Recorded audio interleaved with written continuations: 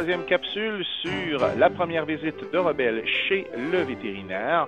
Alors, on a bien fait notre désensibilisation au transporteur. Alors, comme vous voyez, c'est hyper simple de faire rentrer Rebelle dans son transporteur parce que pour elle, c'est un autre petit voyage de rien du tout qui est très payant parce qu'on joue, parce qu'on a des gâteries.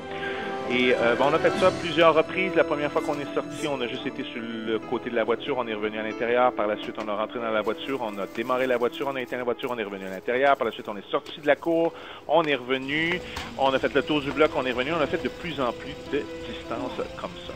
Mais maintenant, c'est le temps d'aller vraiment chez le vétérinaire. Alors, ce qu'on va faire, c'est qu'on va mettre le transporteur, comme à l'habitude, derrière.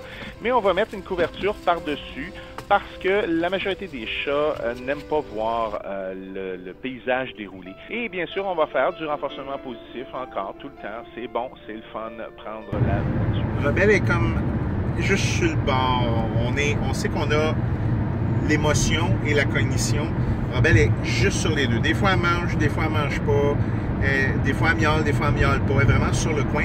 Et c'est souvent lorsqu'on atteint des vitesses au-dessus de 70, à peu près 60, 70, 80, c'est souvent là que les chats vont avoir un petit peu plus de difficultés parce que vous devinerez que l'évolution n'a pas fait en sorte que le chat apprenne à voyager à 100 km/h. Un chat, ça court maximum 35 km/h. Là, elle mange, donc je la sens. Donc, ça veut dire qu'un chat qui mange est normalement quand même en train de gérer son stress et en même temps, mais ça rend la chose un petit peu plus agréable. Souvent, les gens, lorsque le chat miaule comme ça, vont avoir tendance à dire « ben non, on va essayer de le rassurer en disant ça. » Vous perdez votre temps.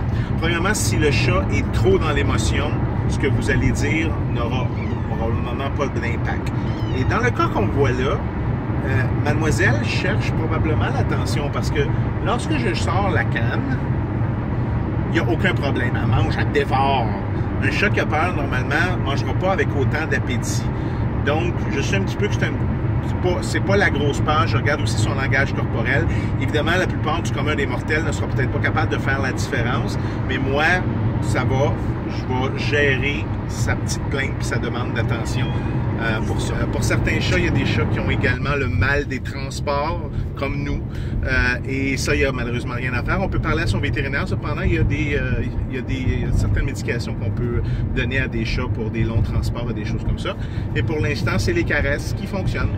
Alors, nous voilà arrivés chez le vétérinaire et pour l'occasion, la clinique de Blainville du réseau Axevet a bien voulu nous accueillir et on s'en va rencontrer le docteur Jean-Sébastien Labelle qui va examiner notre petite Rebelle.